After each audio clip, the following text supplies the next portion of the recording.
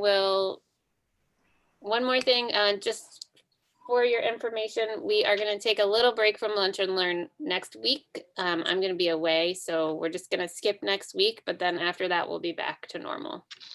And so next week you can go and watch, if you're missing us, you can go and watch one of the old recordings. Okay, Jacob, are you ready now? Yeah. Well, one sec, they just walked in. Hold on, sorry. Stephanie can start. It's okay. All right. So for those of you who don't know, I think everyone here knows me, but I'm Jennifer Zwilling. I'm the curator of artistic programs at the Clay Studio. We are so happy to welcome you to another Lunch and Learn every Thursday at noon. We hope you will tune in and join us. We are offering this free programming as a way to engage you with what's happening in our galleries, what our artists are up to, and just really to kind of have a chance to all get together. So put on my PBS type fundraising hat and tell you that we would be happy if you are interested in making a donation to help support these programs. And to do that, you can go to our donate page on the website and click donate, and maybe Raymond will put that in the chat for us. And but you can also just enjoy this for free, share it with your friends. We do them every Thursday, as I said, except for next week. So today we are excited to share with you 5 of our resident artists. And all 5 of these resident artists are returning. Alex came to us last year, and then all the other 4 have been here for more than a year. We're figuring out ways to sometimes meet in person a little bit and just keep our community together. The 4th floor of the Clay Studio is a special place. And as some of you heard a couple of weeks ago from Lisa Naples, it's been special for a long time. We have, she was a resident 30 years ago. And I think I see Daniel Ricardo Terran on here, and he was a resident up until a couple of years ago. And so we're just happy that we are honored to have these wonderful artists as part of our community. So we are going to start with Jacob Raeder and then Stephanie Cantor, who both are teachers and are taking a nice chunk out of their lunchtime to share with us today. So thanks to both of you. I am going to. Yeah, can you hear me? We can hear you. Cool. Well, actually, Stephanie is like in the background, so we're definitely like working together.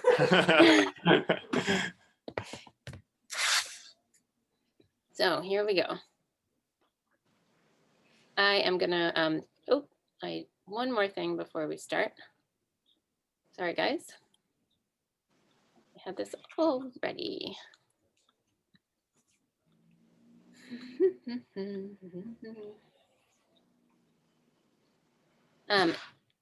Jacob Raeder learned the discipline of craft while double majoring at Alfred University in art and philosophy. He scrambled his mind, tracing the trajectories of contemporary European design as a Fulbright scholar to the Netherlands, and set off firecrackers at the SAIC, the School of the Art Institute of Chicago, while getting his MFA in ceramics. He has exhibited, taught, and participated in artist residencies all over the world, promulgating the view of an expanded field of ceramics that encompasses a 21st century conception of a materially engaged maker, not beholden to a single medium.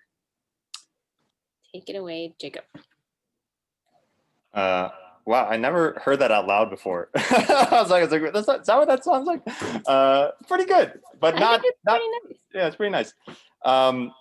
So what you're seeing here, and I guess in my time at the Clay Studio, is that I'm in my 5th year, and I did come from SAIC in Chicago, and when the Clay Studio has been great because it's also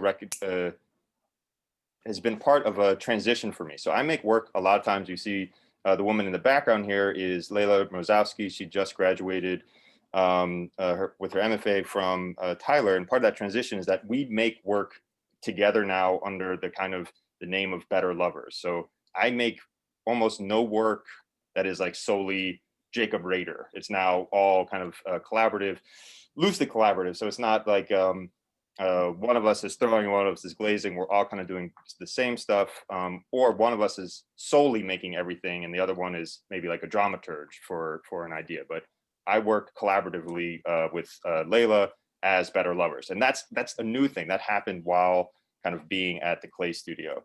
It's been really interesting. And so part of what these 5 images, this first one included, is kind of better lovers work, which is not necessarily a total departure from the stuff I made before coming to the clay studio, but it's kind of starting to mature in the kind of the fertile ground of this residency, I would say.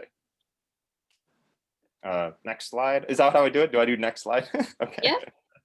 Cool. So these are sweatshirts that we made. This was in the show that I had at the Clay Studio as being a Zeldin Fellow.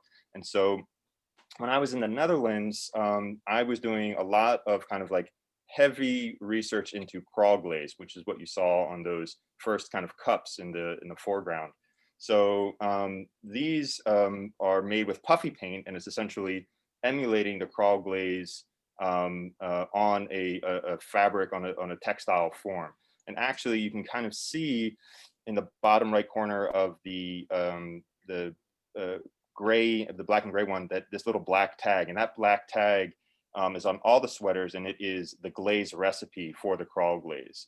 A lot of the work that we do is we are kind of trying to emphasize the tactile, but also emphasizing a kind of philosophy of better with use, namely that the crawl glaze is fragile. It chips away, it breaks off. If you put it in a dishwasher, it dings around, little pieces come off. But the idea being that we want ceramics, this kind of, put up against like porcelain, and an immutable, clean, kind of, reflects all dirt and everything, and really trying to expose a part of ceramics that this is actually wearing in, much like your favorite pair of boots kind of thing. And we're trying to make work that kind of emphasizes that aspect of use.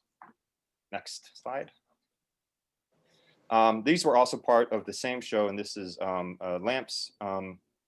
And the lamp part is also trying to explore different ways of using the crawl glaze that, again, investing in years of research in. It's like, ceramics is interesting because a lot of reasons, not least of which is the kind of the ownership of an idea. That's kind of, and that's, cross medium. Every medium kind of has that issue, as it were.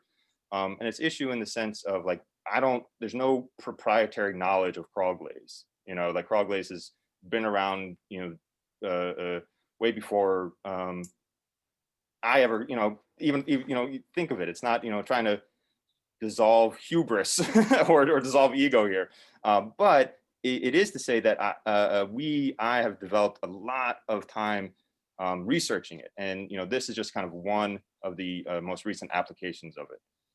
So doing kind of like domestic hardware is something, again, kind of in the body of the umbrella of Better Lovers work, certainly kind of fits very comfortably there. Next slide. This is from Layla's graduation show. You can see this was a bench made with the crawl glaze, making crawl glaze tiles, which are awesome. They were a lot of fun to make. And you really get to kind of experiment with all of the different permutations of how it's applied, how much water is in it, how long do you hold the tile in, all kind of like nerdy ceramic stuff that, we're super into. But what you see in the background actually is a film. It's an 8.5-minute film we made. You see Gerald Brown on the potter's wheel, and it is a video that is our attempt, one of a series. This is actually chapter 2 and maybe a 4-part kind of chapter series of videos we're making of how to learn the potter's wheel through hypnosis. So the idea being that you can watch the video, and at the end of the video, you will know how to throw on the potter's wheel. It will be inside of you. That knowledge has now been transmitted to you. That's the kind of the impossible goal of this video series, is what we're working on. And so there's kind of like this kind of magical realism that we're also deeply invested in, and the idea of kind of the cross, and I not beholden to a single material, is, in the artist statement, also making videos that are certainly ceramic centric, but of a different form or a different type. Next slide. I feel like I'm rushing. If I'm rushing, I apologize, but it was like, it's like like 5 minutes, what does that even mean? So this is not my work.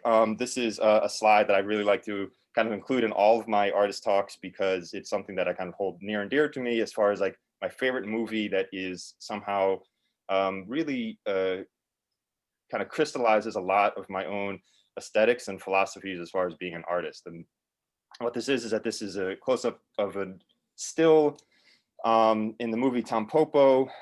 This is an oyster that is being freshly caught and is being fed to somebody, and the person who was being fed to actually cut their lip on the shell, and so that red is actually a drop of blood from their lip dropping onto the oyster, evocative of maybe like lemon juice, and then they proceed to be hand-fed this kind of blood-garnished oyster, and the extreme merging of kind of sensuality and materiality and something very erotic in the sense of being fed a hand-fed an oyster is something that I always try to maybe approach my own art making with.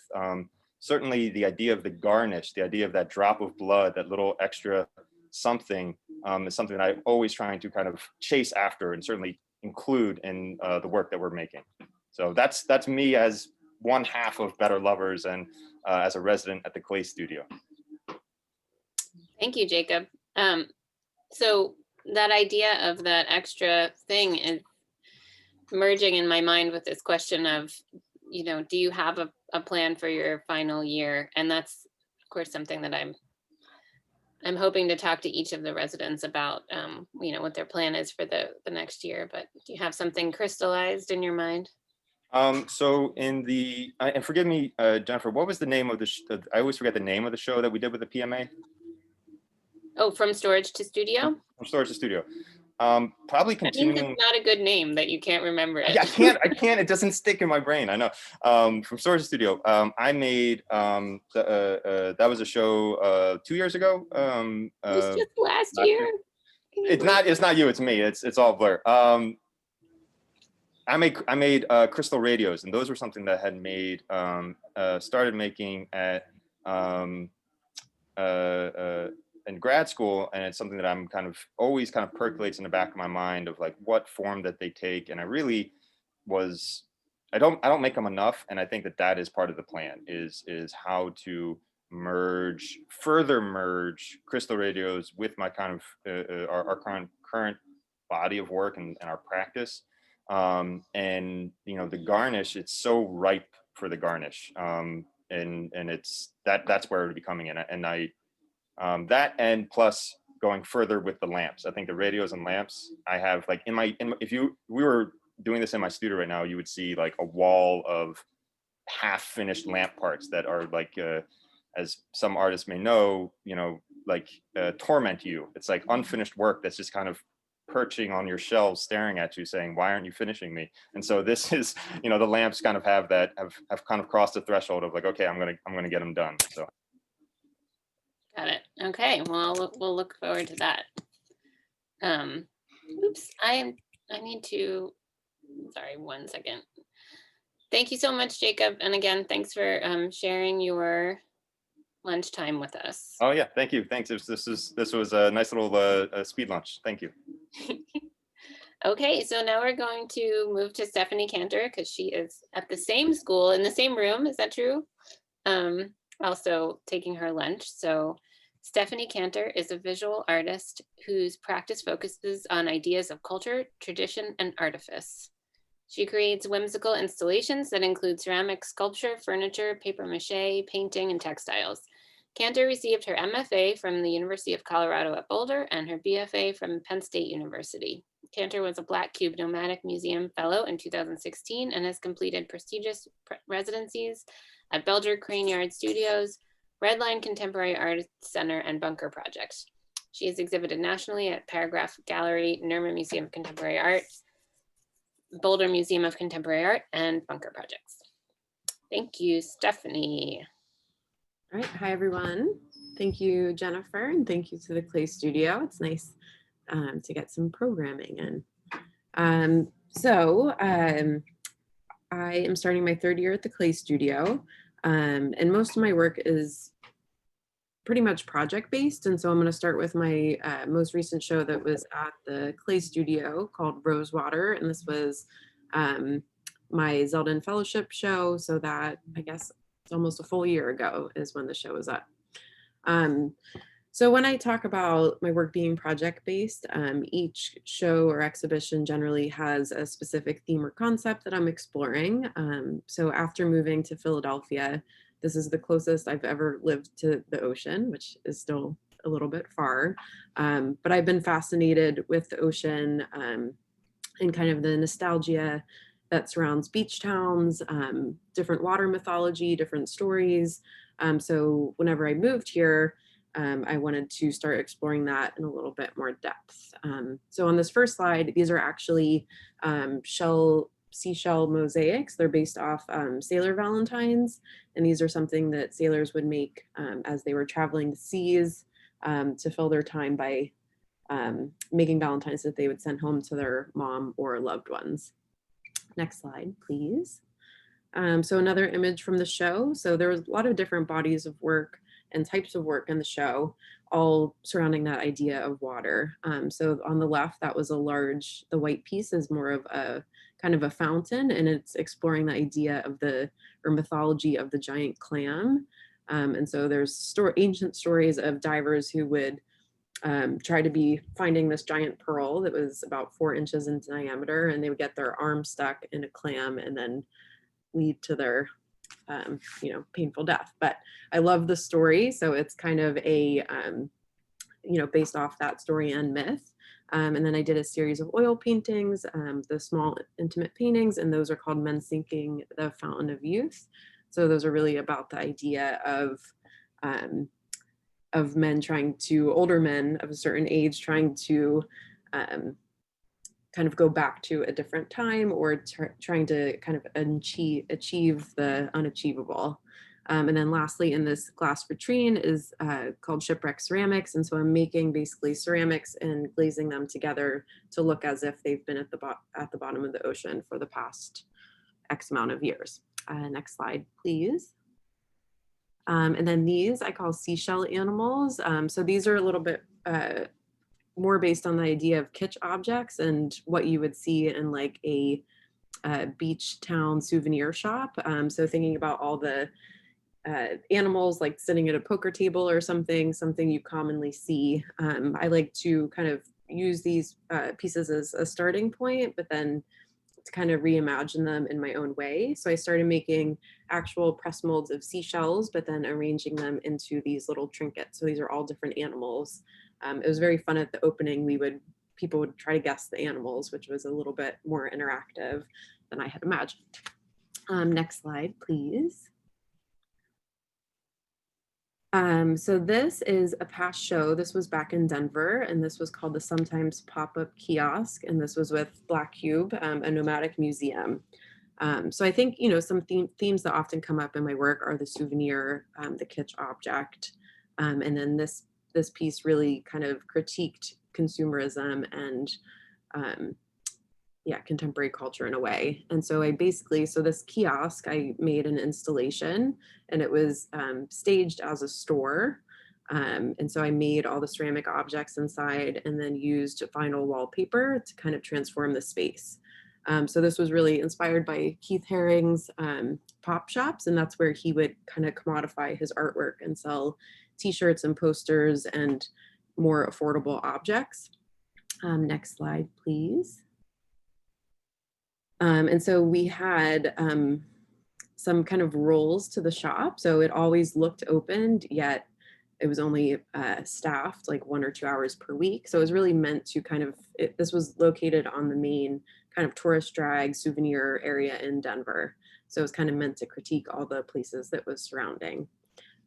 Things were priced very inconsistently, and then basically everything was negotiable. So it was tried to like flip the store on its head.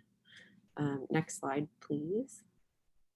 And then finally, I just wanted to share another recent show. This was at Allegheny College, but this is my trophy wall or trophy series. So this really started from a place of kind of mining my own family history. My dad's a really great tennis player. And so I actually wanted to use one of his own collections of trophies as a starting point. And so I cast all of the finials, the tops of his trophies, and then recreated the ceramic trophy. So I think this, even though it started with a kind of a exploration of family and history and identity, it kind of transitioned into more of a commentary on like what is success and how does one display their personal objects, and kind of like being over the top and kind of, yeah, just embracing these objects and the history that they mean. It's very personal, but then whenever you see a wall of trophies, it becomes, I think, more about competitiveness and display. And so next slide, please. Just a few close-ups of the objects. So there were the trophies. I engraved the plaques with the CNC router and then cast the tops in bronze. And then I also just wanted to make kind of all of these trinkets, like keeping the memorable ball, or next slide.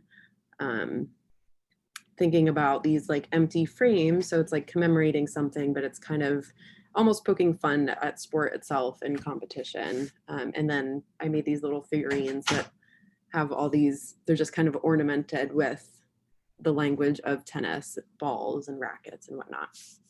And I believe that is it. Yep. Okay. Thanks, Stephanie. So I think I'll leave you with that a similar question. It's not your last year, or well, it doesn't have to be. So do you have a goal for this next year of your residency, as we're sort of moving into this weird time? No, we're moving through this weird time. Yeah, I think I do. I kind of want to continue with some of the rosewater ideas and make some larger fountains, or potentially making some pieces for like outdoor exhibition potentially. I think that would be really fun, and just to work on a larger scale, and then to see, I've also been interested in gardens and environment. And so I think to actually make some work that would live outside could be really fun and interesting, but then also just continuing some of those water related themes. Nice.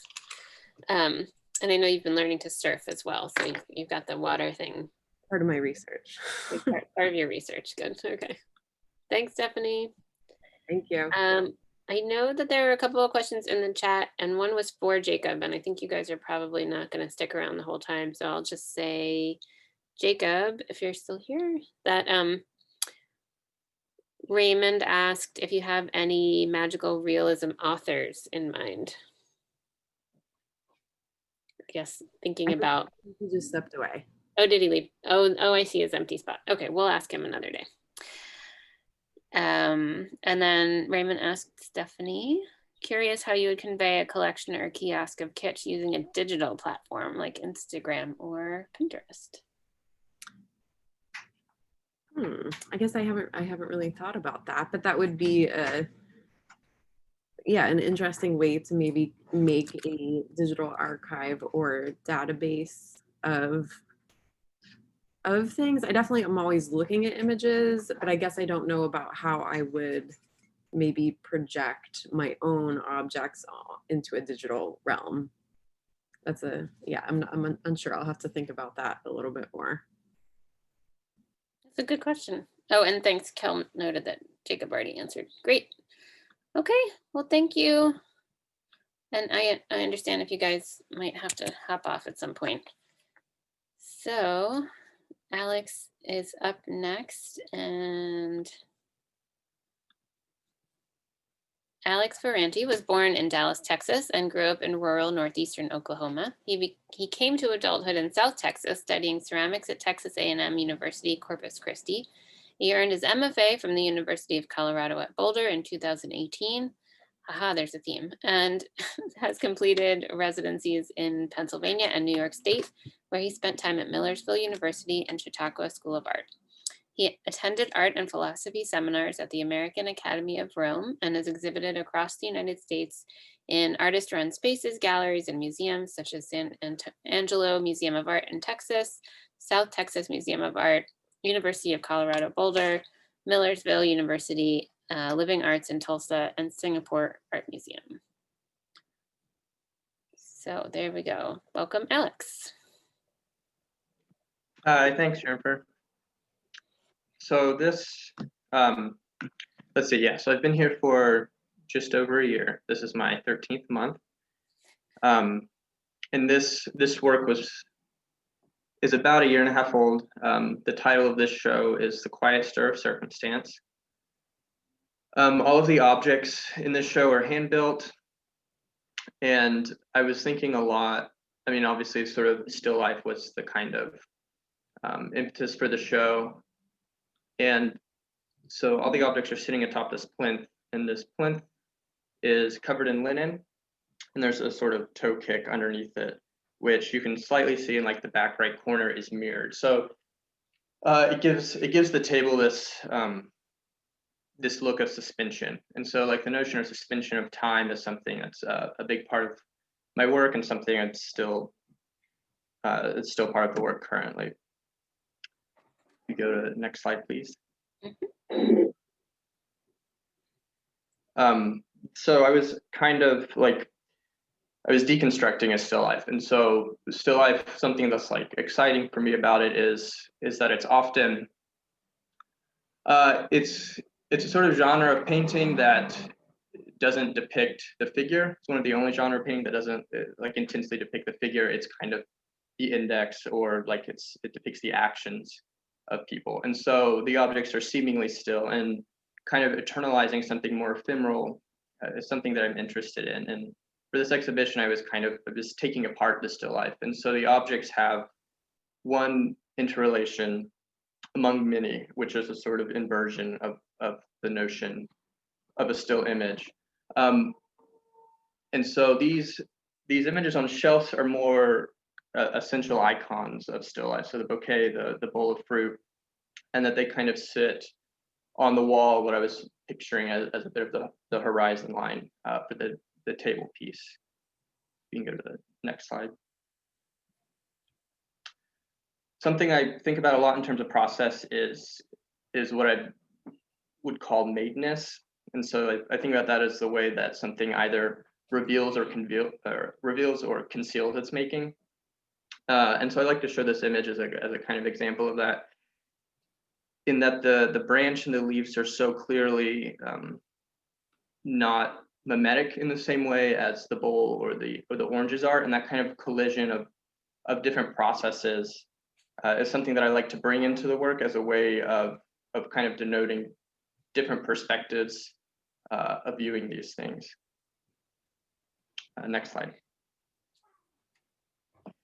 And so among the larger plinth in the middle, which was covered in linen, so it was both like a painting surface, it also doubled as a tablecloth, and then also a kind of work table, and that like all of the tables in my studio that I work on are also covered in canvas. So there's kind of I was pointing back at the notion of making, of placemaking, of making, like setting up a table.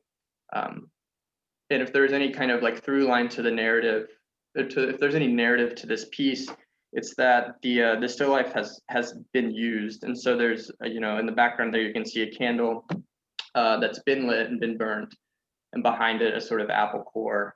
So there's a notion of consumption throughout the piece. And then littered along it, there's some like used matches next to a plate of oysters. And then there's the orange peel, or sorry, it's a lemon peel. And again, so it's kind of making these small pairings on this larger plinth as a notion, thinking about the notion of consumption. Go to the next slide. And this is like, this image I really like. I think it's a pretty good example of what I was just talking about. And so you can kind of like almost read it really as like a linear narrative. And so there's like this notion of a piece of fruit, which of course like has a relationship to knowledge, as does the book, which has been opened, seemingly consumed, and also like erased. The interior of it, the black and white, is kind of like melting down.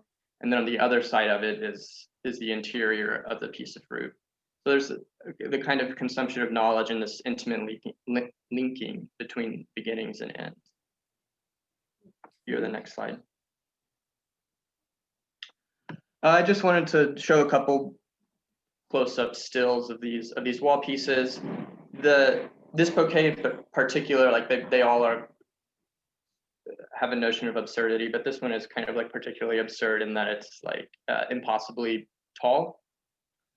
And when I was making it, I was really kind of thinking about the bouquet as a sort of architectural structure in the context of still life, both in like its how often it's used, but also like conceptually in that it's the notion of the collection of nature, and how often nature, well, something I'm thinking about currently is like how often nature is used as a sort of representation of other, and that's a kind of crux of, I think, collecting. The next slide. This is some work I made after that show, so it's a bit newer, and I was really interested. I was excited about those bouquet pieces, and I was curious and interested to see like what would happen if I took a form and sort of covered it, and in some ways it kind of like silhouettes the form. And so this object is it's a small bowl, and like vessel is something that I think about a lot, and I think I'm really interested in like what that definition of vessel is. It's always kind of shifting for me a little bit, and so I'm excited to make pieces that feel like they're almost nothing, like they're the most bare minimum notion of what a vessel is. And so you couldn't use it, but there's the smallest amount of volume to it, and I was interested in that. The next piece. This is from the exhibition. So this was a smaller bouquet piece that they all have a kind of clipped edges. So that, and they're on these shelves that are also suspended. So there's a notion of the suspension of time. Next slide, please. This is some newer work, and I'm right now in the middle of making work for my fellowship exhibition at the Clay Studio. It's titled Verging Past Verdant Ends. And so I'm still thinking a lot about still life, and more specifically about its relationship to nature and the use of nature in still life. And something that I think a lot about, like as a very general statement, still life could be thought of as a kind of battle between good and evil, where there's a tension between good and evil in a lot of different ways, spanning on the kinds of still life and the time that they're used. And so I wanted to make this piece again that is, if you actually go to the next slide, you can kind of tell that it's almost totally flat, but the edges are just turned up. So it's again like this, it's on the threshold of being a vessel. And it's on the wall for that same sense. It's kind of on the sort of what would be considered the exterior of like a gallery space. And so I'm thinking about that as a kind of horizon line. This piece is called Beacon, and I've titled it that because it's a kind of sun. I'm thinking about it as something that sits on the horizon. So it's a sun.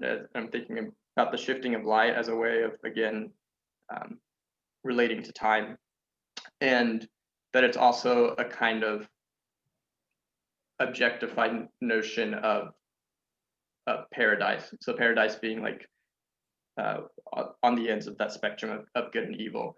And so like with it being the notion of the sun, it's something that's that paradise is always kind of on the horizon, and it's sort of like fluctuating, coming and going. So that's it. Thank you. Thanks, Alex.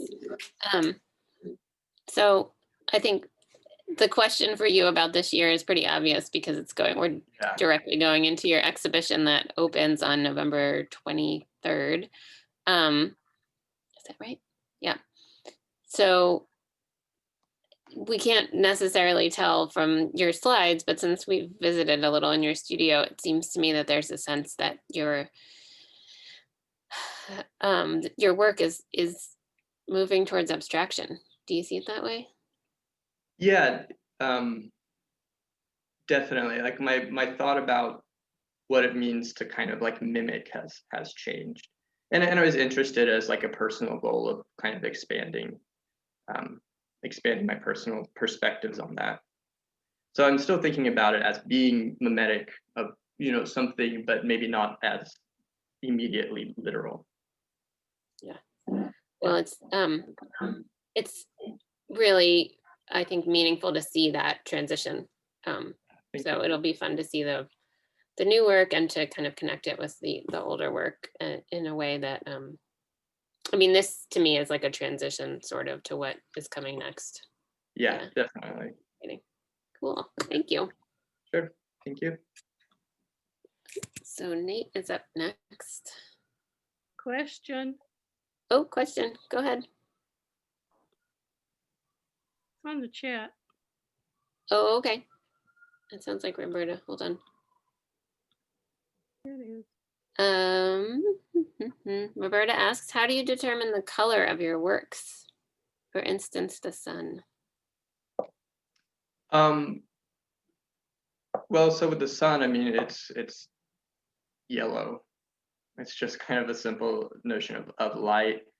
Something else that I like about that piece is, I'm not sure, I know there's an art historical term for this, I'm sure, but the halos in old paintings, how they've sort of shifted from being like completely flat to having another sense of perspective.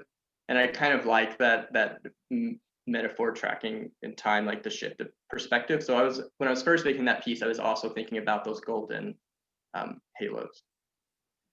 Like a early Renaissance sort of flat disc, Giotto fresco kind of thing. Yeah, exactly. Cool.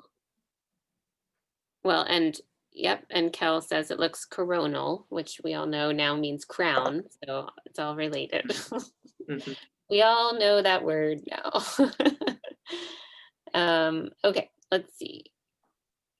Get myself over here. Oops, sorry everybody. There we go. Nathan Willever was raised in Portsmouth, New Hampshire. He holds a Bachelor of Fine Arts in Ceramics from Maine College of Art in Portland, Maine.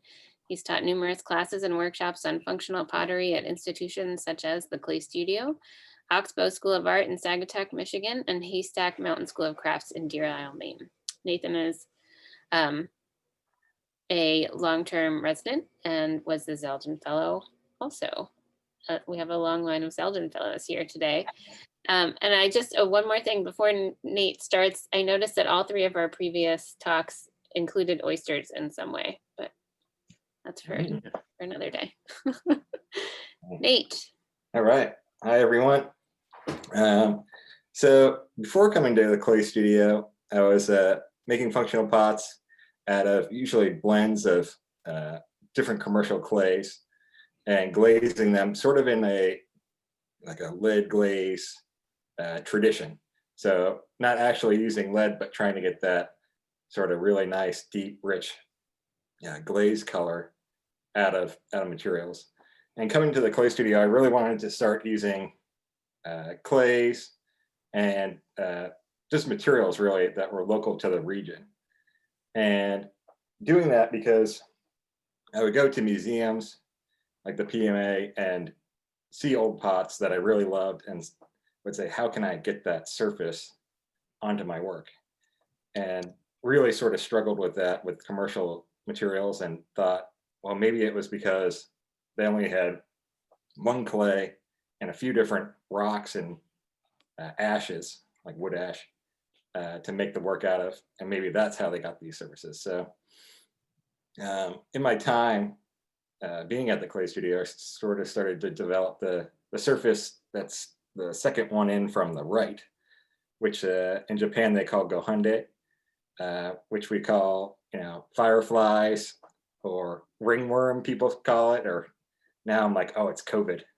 It's like little, oh no, not the COVID all over it, but so yeah, that was the first surface that I really wanted to start to develop.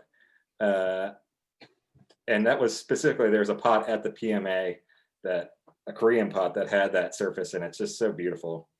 And it's sort of aged over the course of, let's see, 300 years to become this really nice, beautiful, warm object.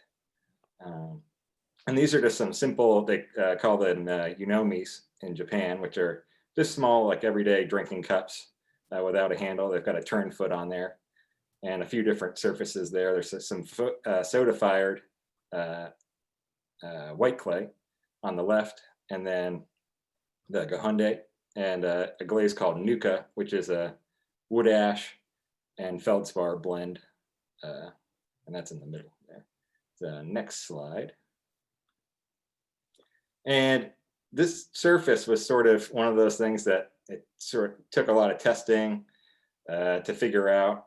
And the beauty of it is that you never really know exactly how it's going to come out once you put it into the kiln. You put it into the gas-fired reduction kiln, and it's just a white slip and a clear glaze on a dark clay.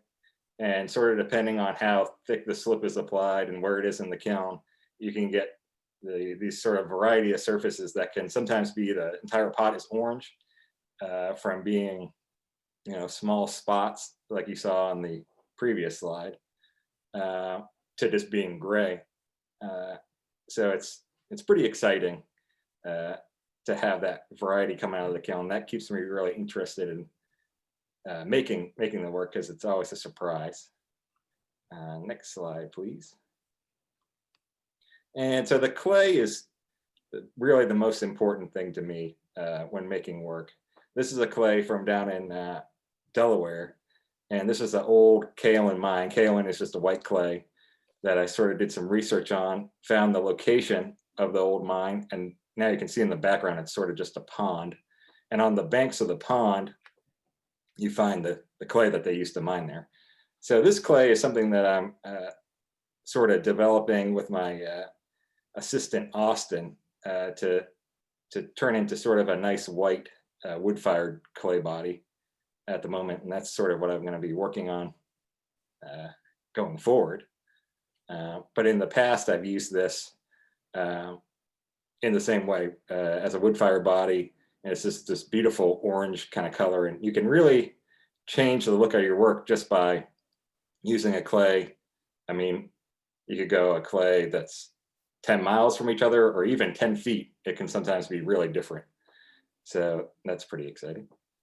Next slide, please. And this is a pot that is the dark stoneware that I'm typically using for the Gahunde and the Nuka glaze work. And this is sort of one of those happy accidents that happens when you make a lot of pots. Sometimes things get messed up in the kiln.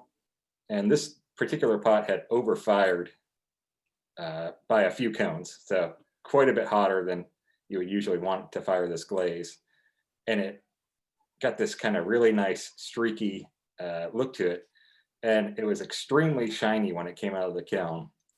And I was disappointed. And one of my friends, Tom Allward, said, oh, you could sandblast that down and it could be kind of a really interesting surface. So going forward, I'm actually developing a glaze that will do this at the normal temperature that I fire to get this really super shiny, like slick surface that melts fluidly, and then sandblasting it back down to sort of play with, this is a really smooth, kind of silky feeling object. It's not like shiny and glass-like at all, paired against that, really kind of flowing glaze. It's kind of an interesting combo.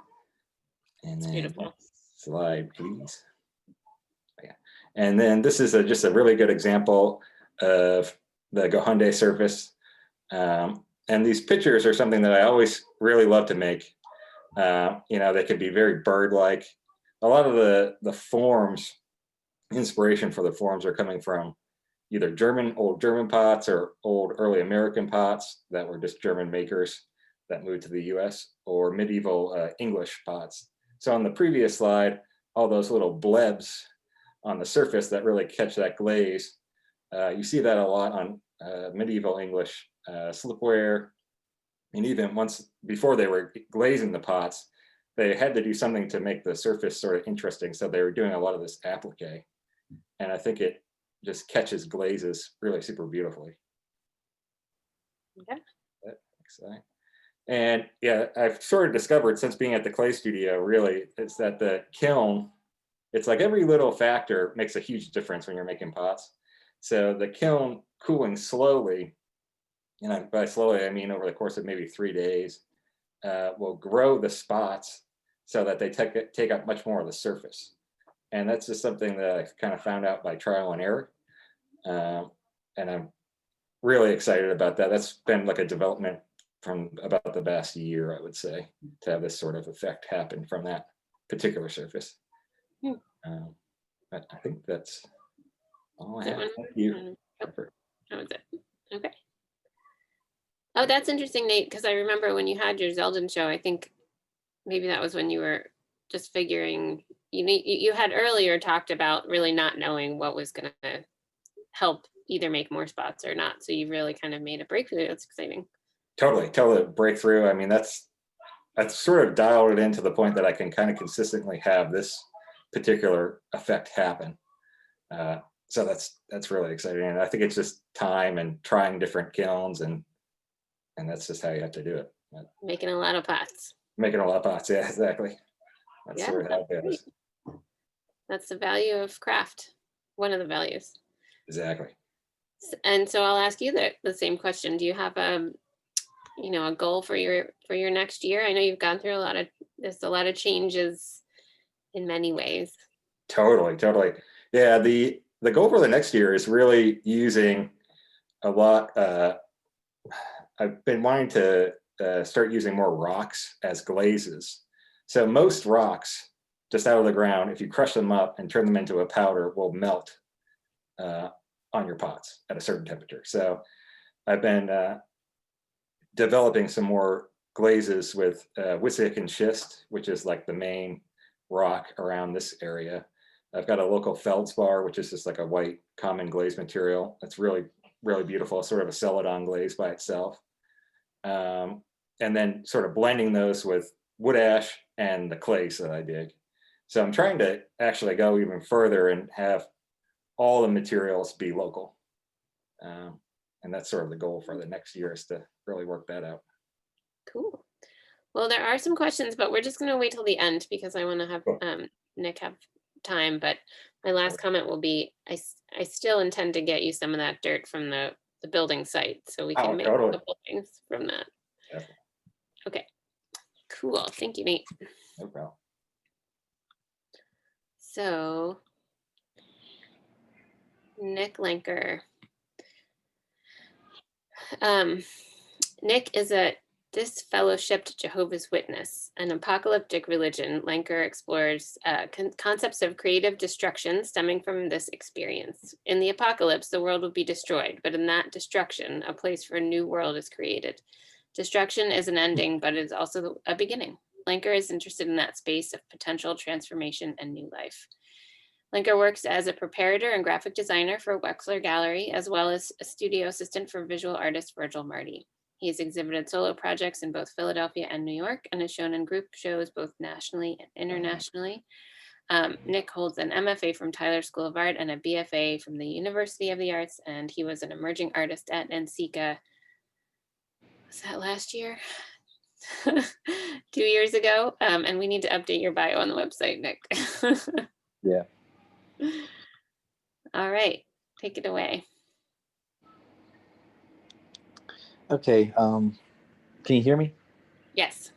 Okay. So I just picked a couple images. I didn't expect to talk that long. So most of these images are current this year, so I finished them after lockdown. This piece is called Roses for Eurydice, which is referencing the story of Orpheus, which I've been working on some new narrative stuff that I've hoped to have a show about sort of descent into darkness and sort of the thematic narrative stuff about journey into the underworld. But I mean, this one sort of basically, I don't know, just about loss in general. And I make some stuff that is,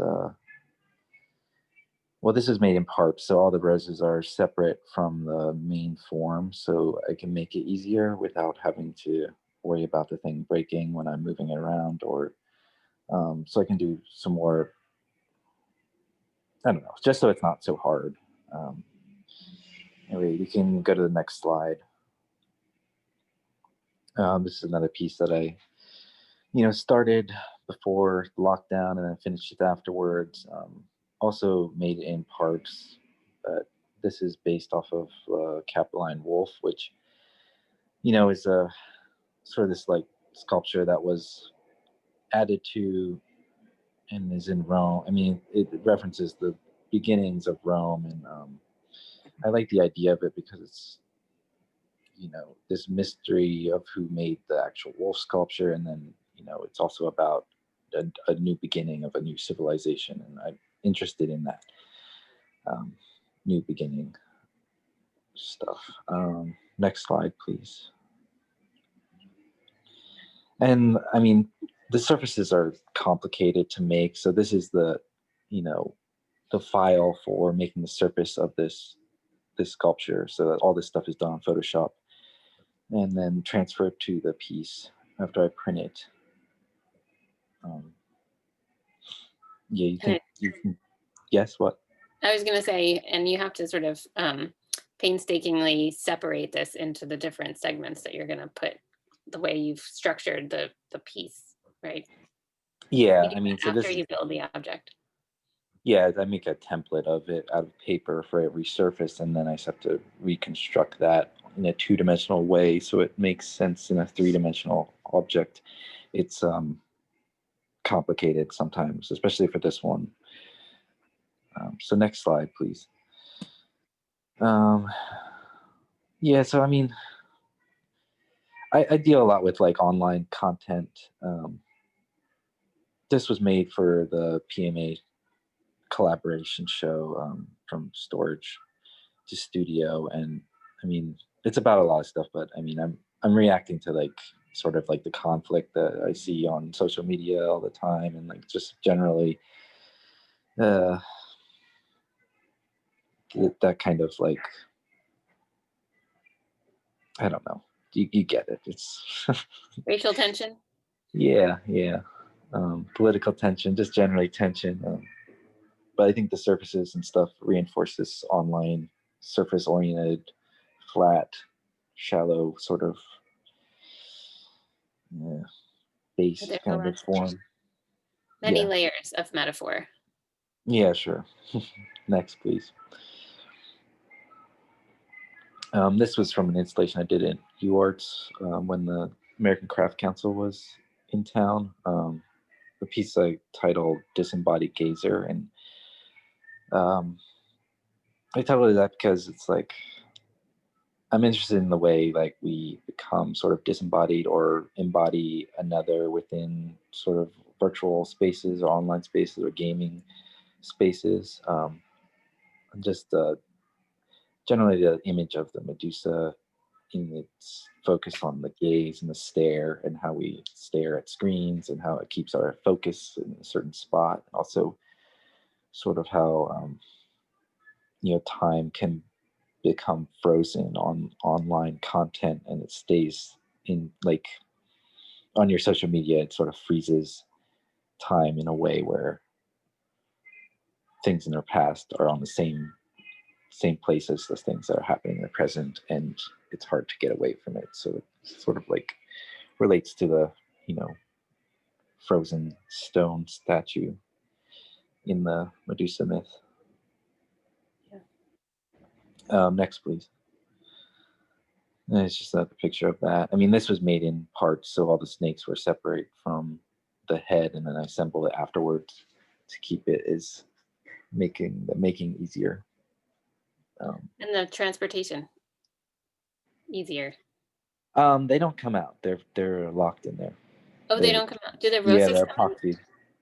No, I epoxy everything together, so it's just more like for the firing process and stuff. Like putting the decals on would be very difficult if it was all in one. Plus, it's a lot more fragile if it's, you know, all these appendages coming out of this head. Yeah. I don't remember if I put more images in here. Are there more? There were Okay. more. Okay. This is a another piece I made like right before the lockdown, and this is a recreation of my brother's dirt bike helmet from when he was a teen. So I mean, it was something like collaborative. Like he took the photos of this helmet he had in his garage that I remember he used like when he was a teen, and so he was take the photographs for the surface of this piece, and then it also functioned as a planter upside down. But yeah, I have this. I like the interaction between the real and what's real, like his, helmet and this thing that I recreated virtually, kind of as a symbol of something. What's the next one? Yeah, that's the last one. And fuck capitalism, I guess. Like I don't know. I mean, there's everybody understands this image, right? To take the money from the rich people, give it to the poor. That's in the air. Yeah. I don't know, but this is the also the feather is separate, so that piece actually comes out because that would be very fragile. I don't know, that's all I really have to say, I think. Well, this one is interesting in that that gold that you often put along the edges is sort of incorporated into the actual design of the object with the laces. Oh, really? I don't know. Yeah, I guess so. And then as I was reading your bio, which I think you probably wrote like the year that you came to the clay studio, it's so relevant for right now. I mean, this idea of the society going through this incredible, painful transition, but hopeful that there could be something. I'm an optimist, so I think maybe there's something good that could come out of it. Hopefully. Related to the Robin Hood. And it is interesting how this hat has, you're right. People look at it and they instantly know that it's Robin Hood. They instantly know that the subtext of what that means. It's just the power of images. Mm-hmm. That's what we're all doing here. Pretty exciting. Thanks, Nick. Sure. All right, I'm gonna go over back to the chat because it looks like we have some questions. Okay, let's go back to the top.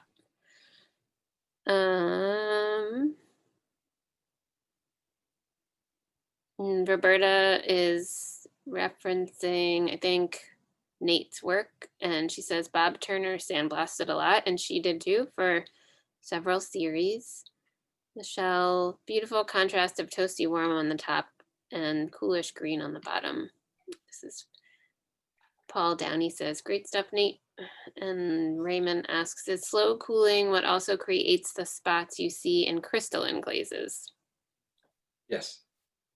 Yeah, so it's that kind of surprised me that it's the same cooling sort of mechanism that makes that happen. It's I think at the same temperature range as well as crystalline glazes.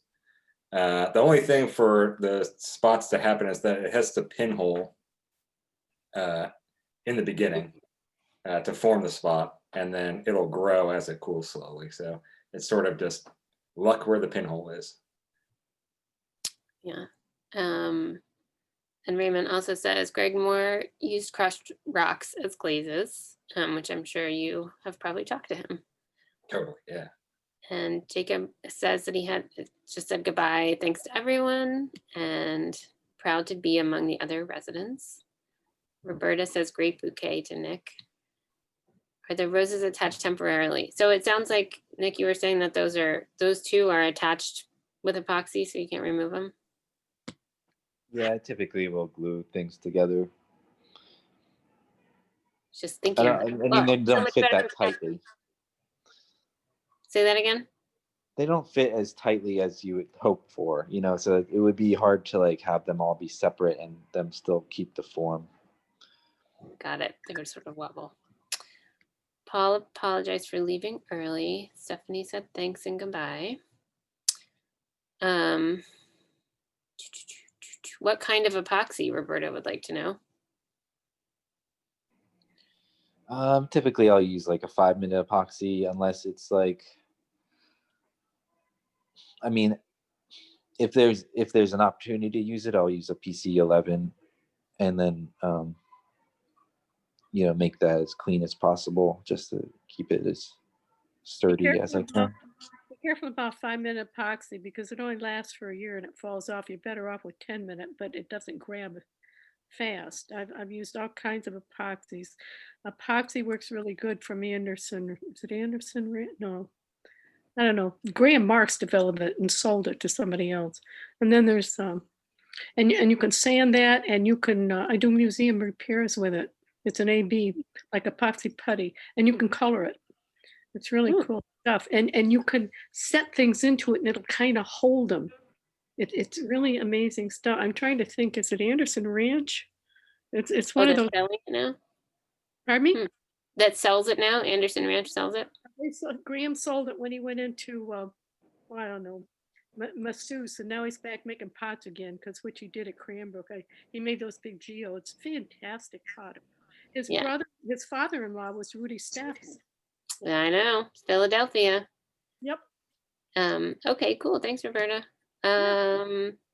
Cal B says, wonderful, Nick. And Nadia says, lots of relevant content to how we are living right now for sure. I agree, Nadia. And Raymond says, really like the dirt bike helmet. Helmets are already get decals and are often decorated with skin by dipping them in vats of floating patterns. I didn't know that. Oh, and he, of course, Raymond sends us also a YouTube video of that. That's cool. And then Kevin says, neutral observer of social phenomena. I'm not sure how to ask my question. Do you want to take yourself off mute, Kevin, and ask? Because I'm not sure what you mean.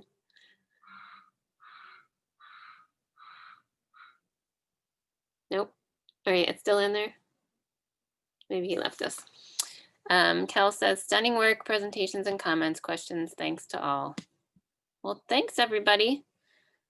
Does anyone else have any thoughts or comments they want to leave us with? No.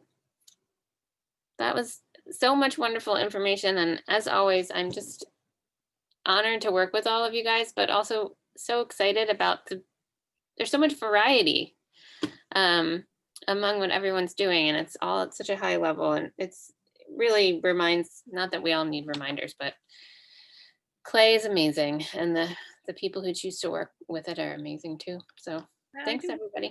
Jennifer.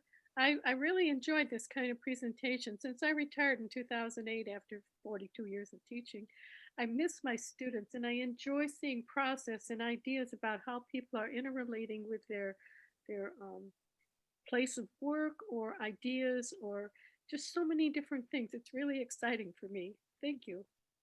Thank you, Roberta. We appreciate you being here.